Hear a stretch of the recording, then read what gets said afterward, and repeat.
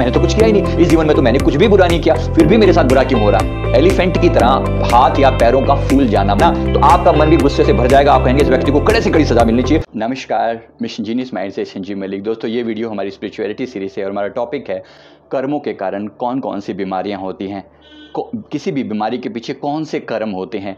क्योंकि हमारे पास बहुत सारे लोगों के फ़ोन आते हैं, मैसेज आते हैं, अपनी तकलीफ़ लिखते हैं मेल में या मैसेज में, फ़ोन पर बताते हैं कि ये तकलीफ़ हो रही है जीवन में, ऐसा मैंने कौन सा कर्म किया था। तो हमने इनके पीछे जो एनालिसिस किया, अपने खुद के कार्मिक अकाउंट मैंने चेक किए और मेरे साथ जो और मेरे क्लाइंट आते हैं उनके कार्मिक अकाउंट चेक किए और भगवान शिव यानी कि जो स्पिरिट गाइड हैं उनसे भी कनेक्ट करके हमने बहुत सारी चीज़ों का कारण जाना। तो वो ही सभी कारण मैं आपको लिस्ट कर रहा हूँ। ये इसका पहला पार्ट है, इसका दूसरा पार्ट आगे आएगा। तो यहाँ पर आप अपने कर्मों के खुद से भी अपने बारे में पता लगा सकते हैं, अपना पास्ट लाइफ रिग्रेशन करवा कर। अगर आप नहीं करवा पाएँ तो हम अपने किसी पर्सन को पास्ट लाइफ में ले जाकर या स्पिरिट गाइड से गाइडेंस लेके आपको बता सकते हैं। लेकिन इसका एक प्रोसेस होता है, उसके लिए आपको हमें ईमेल में डिटेल में अपने वो पॉइंट बताने पड़ेंगे। और ये एक पेड सर्विस है। मैं माफ़ी चाहता हूँ, मैं हर चीज़ फ्री नहीं कर सकता क्योंकि इसमें बहुत मेहनत लगती है। एक एक पर्सन के कार्मिक अकाउंट के पीछे में जाने में हमें बड़ी मेहनत लगती है। कर्मों के कारण होने वाली बीमारियां, कर्मों को आप अच्छे से जानते हैं। मन, वचन और कर्म से की गई कोई भी हिंसा, कोई भी कर्म हमारी कर्मों की कैटेगरी में आता है। वो अब किया जाए या आज उसकी सज़ा मिले या अगले जन्म में मिले या 10 जन्म बाद मिले या 50 जन्म बाद मिले, सज़ा जरूर मिलती है। यही एक यूनिवर्सल लॉ है। जो दूसरों का अपमान करता है, वायदा तोड़ता है, ऐसे इंसान के साथ क्या होता है, नॉर्मली जितना आपने अपमान किया था, जिसका किया था, क्योंकि हम सभी इमोशनल लोग हैं, जिसका आप अपमान करते हैं वो पर्सन उस समय हमारी बात को सहता है, जितनी पीड़ा वो झेलता है, बिल्कुल वैसे ही, लगभग वैसी ही बातें, वैसी ही पीड़ा हमें झेलनी पड़ती है। ये एक अटल सिद्धांत है और इससे किसी को भी माफ़ी नहीं है। संसार में कोई अवतार भी आते हैं, संत भी आते हैं, वो भी कर्मों के इस नियम से बंधे हुए होते हैं जब तक वो इस शरीर में होते हैं। तो आप जरा केयरफुली सुनेंगे। दूसरों को बड़ी निराशा अगर कोई देता है, उसकी संपत्ति से वंचित रखता है, दूसरों को सार्वजनिक रूप से अपमानित करता है, इनमें से कोई भी कर्म किया होता है तो किस टाइप की सजा होती है? मानसिक पीड़ा और दर्द झेलना पड़ता है, अपमान सहना पड़ता है, संपत्ति से वंचित होना पड़ता है और सार्वजनिक अपमान सहना पड़ता है, पब्लिक इंसल्ट होती है। तो अगर आपके जीवन में ऐसी कोई तकलीफ हो रही है, किसी व्यक्ति पर ब्लेम मत कीजिए कि ये इस व्यक्ति ने मेरा सरेआम अपमान किया, मैं इसे छोड़ूंगा नहीं। नॉर्मली लोगों की ये रिएक्शन होती है। ऐसी कोई भी चीज़ के लिए आप इस समय बहुत गुस्से में हो सकते हैं, आपको बहुत पीड़ा हो सकती है, हमने माना इस बात को। लेकिन यकीन मानिए इसके पीछे कार्मिक प्रिंसिपल काम कर रहा है। आप जरूरी नहीं है कि हर चीज़ जो आपके साथ हो रही हो वो इसी जन्म में फ्रेश हो रही हो, वो पहले से हो सकती है। और हर बात पहले की हो ये भी जरूरी नहीं है, कोई नई शुरुआत भी हो सकती है। मकसद क्या है, आप अपने लेवल पर अपने आप को जरूर चेक कीजिए कि आप सिर्फ ब्लेम कर रहे हैं, ऐसा ही तो नहीं है कि सिर्फ व्यक्ति पर ब्लेम कर रहे हैं। अपने पास्ट लाइफ भी जाकर चेक कीजिए। मोस्ट ऑफ द केसेस में पास्ट कार्मिक जरूर होते हैं, जरूर। ये मेरा अपना अच्छे से अनुभव किया हुआ है, क्योंकि लोग कहते हैं मैंने तो कुछ किया ही नहीं, इस जीवन में तो मैंने कुछ भी बुरा नहीं किया, फिर भी मेरे साथ बुरा क्यों हो रहा है। हमने माना, लेकिन जो पहले कर्म कर रखे हैं वो कितने भी पुराने क्यों ना हो जाएं, उनका फल अभी भी पेंडिंग है।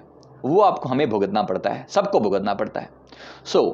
इसके लिए बी केयरफुल। मुझे बहुत अच्छे से एक केस याद है, हमारे किसी पार्टनर को एक बहुत बड़े पब्लिक इंसल्ट से गुजरना पड़ा, बहुत बड़े लेवल पर अपमान हुआ, कोर्ट कचहरियों के चक्कर हुए, बहुत दुख झेलना पड़ा, पैसे की बड़ी लेवल की जो है ना गबन का आरोप लगाया गया और बहुत कुछ सहना पड़ा। पीछे जाकर जब हम लोगों ने चेक करके देखा तो इस व्यक्ति ने किसी पर्सन का अपमान किया था, पब्लिकली चौराहे पर खड़े होकर उसको गालियां दी थी, उसका अपमान किया था।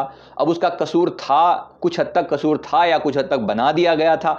मैंने जो कुछ भी किया गया, आज इस बार हमने वो पाया, लगभग उसी ढंग से, लगभग उन्हीं शब्दों से इस बंदे ने उनको प्रताड़ित किया। क्योंकि वो जो आप उसके दिल की सहकर देखिए, जब आपको कोई प्रताड़ित करता है तो सामने वाले के शब्द आपके दिल पर लिखे जाते हैं। और हम लोग सेंसिटिव लोग हैं, हम लोग हर बात को अपने दिल की गहराइयों से लेते हैं। तो कोई अपमान करता है तो ऐसे ही आप उसे इग्नोर नहीं कर देते, आप उसके बारे में कई कई दिन तक सोचते रहते हो। तो जिस मानसिक पीड़ा से आप गुजर रहे होते हो, ये सोच के चलिए कि अगर वो सामने वाला आपके प्रति ऐसा कर रहा है और आप गुस्सा कर रहे हैं, तो आपने जिसके प्रति किया होगा तो उसको कितनी पीड़ा हुई होगी, वही पीड़ा आपको यहां झेलनी पड़ती है। बिल्कुल टिट फॉर टैट, जैसे को तैसा। कार्मिक प्रिंसिपल से किसी को रिहाई नहीं है, किसी को माफी नहीं है। तो इस प्रिंसिपल को याद रखें, और ऐसी कोई भी चीज है तो केवल एक ही चीज बनती है, वो है माफी। परमात्मा से माफी मांगे, उस व्यक्ति से माफी मांगे, बार बार माफी मांगे, क्लियर करने की कोशिश करें। अगर फिर भी वो माफ नहीं कर रहा, कम से कम आप जो हैं उस दुख से बाहर आना शुरू कर देंगे, ये मैं गारंटी देता हूं। दूसरा, अगर आप किसी पर्सन ने चूहे या सांप के छेद को बंद किया है, और या सांप को पकड़ लेता है या मछली पकड़ता है और दम घोटकर उसे मार देता है, किसी के प्राणी के जीवन को कलंकित करता है, तकलीफ देता है, तो उसे अस्थमा, फेफड़ों के रोग या ब्रोंकाइटिस, निमोनिया आदि सहन करना पड़ता है। ये हमने एक पर्सन के आया था जिसको अस्थमा था, और सीवियर अस्थमा। उसने कहा कि 5 साल की एज से लगभग वो अस्थमा को झेल रहा है। पहले नॉर्मल प्रॉब्लम थी, निमोनिया हुआ, फिर धीरे धीरे अस्थमा में कन्वर्ट हो गया। जब हमने पीछे जाकर देखा तो ऐसा हुआ था कि उसने जो है वो मतलब सांपों को पकड़ने का काम करता था पिछले पिछले जन्म में, 3-4 जन्म पहले। बिल को बंद कर देता था, बेचारे अंदर ही अंदर तड़प कर वो बिच्छू, वो सांप या चूहे इत्यादि अंदर ही अंदर मर जाते थे। तो आज ये उसी की सजा भुगत रहा है। अब इसका मतलब ये नहीं है कि इलाज ना करवाया जाए, इलाज करवाया जाए, इसीलिए तो परमात्मा ने व्यवस्था कर रखी है। और नेचर का कितना खूबसूरत अरेंजमेंट है कि तकलीफ दी है तो उससे रिकवर करने का रास्ता भी बताया है। लेकिन कुछ हद तक तो वो पेन सहना ही पड़ेगा। इस पेन को से जितनी आसानी से आप जितनी जल्दी माफी मांग लें, उसके निष्कर्ष को समझ लें, तो आगे से आपकी तकलीफ जो है वो मिनिमाइज हो जाएगी, कम हो जाएगी, लेकिन जीरो नहीं होती। इसी तरह से जो जहरीले उपकरणों के माध्यम से दूसरे को मारता है या घायल करता है, किसी भी जहरीले उपकरणों से, तीर से, तलवार से या कुछ ऐसा, तो बिच्छू या सांप के डंक के कारण पीड़ित होता है, या वो व्यक्ति खुद आके मारेगा या सांप या बिच्छू के डंक के कारण उसको पीड़ा दी जाती है। ऐसा केस हमारे पास आ चुका है। तो और भी बहुत सारे ऐसा केस आया, एक पर्सन के बारे में आया कि वो वॉरियर था पिछले जन्म में और बहुत लोगों को मारता था। अब वॉरियर का तो काम है मारना, आप बोलेंगे, लेकिन वॉरियर में भी एक होता है कि किसी ने आप पर अटैक किया और एक आप किसी पर अटैक करते हैं, तो इसकी दूसरी कैटेगरी थी, जाना और लोगों पर अटैक करना और मारना उनको। तो उसके कारण जो उसको सजा भुगतनी पड़ी इस जीवन में, उसको लगता है कि लोग उस पर तलवारों से वार कर रहे हैं, मार रहे हैं, बुरी तरह से उसका टॉर्चर किया जा रहा है, वो उसको सहना पड़ता है। इसी तरह से दूसरों पर अत्याचार करता है, उन्हें अत्यधिक घमंड और गर्व के साथ दास बनाकर रखता है, गुलाम बनाकर रखता है। हमने देखा, आपने ये बीमारी का नाम सुना होगा, एलिफेंटियासिस। एलिफेंटियासिस का मतलब होता है एलिफेंट की तरह हाथ या पैरों का फूल जाना, मतलब पूरे एलिफेंट की तरह से जो है, हाथी की तरह से पैर या हाथ फूल जाते हैं। तो ये कब होता है? हमारे पास एक केस आया था, जब हमने उसका पता किया तो हमने देखा कि पिछले जन्म में उसने किसी को गुलाम बनाकर रखा हुआ था। वो व्यक्ति अपने घर जाने के लिए इसके आगे भीख मांगता था कि प्लीज़ मुझे जाने दो, मुझे अपने घर वालों के पास जाने दो। इसके पैर पकड़ता था, लेकिन इसके मतलब ये उसकी तरफ देखता भी नहीं था। गुलामी जो उसने गुलामी सही, तो उस व्यक्ति की बद्दुआएं जो हैं इस पर एलिफेंटियासिस बन के इस बार उभरी हैं, और इस व्यक्ति के पैर इतने मोटे मोटे हो गए जैसे आप इस फोटो में देख पा रहे हैं। सोचिए कितना दुख है, कितनी पीड़ा है।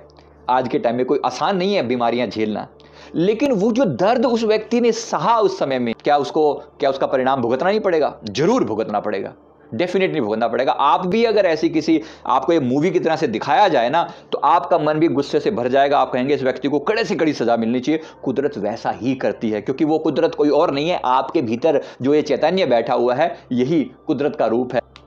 इसी तरह से एक कंजूस और साहूकार व्यक्ति अपने कर्जदारों को ज़्यादा कर्ज जो है ना, लंबे चौड़े ब्याज पर कर्ज देता है, असामान्य ब्याज लेता है, असाधारण ब्याज लेता है, मतलब पीड़ा देता है उनको। ब्याज किसी की मजबूरी है, किसी का मजबूरी का फायदा उठा रहे, उसके कारण जो है तपेदिक की बीमारी यानी टीबी की बीमारी होती है, ट्यूबरकुलोसिस जिसे कहते हैं, वो बीमारी सहनी पड़ती है।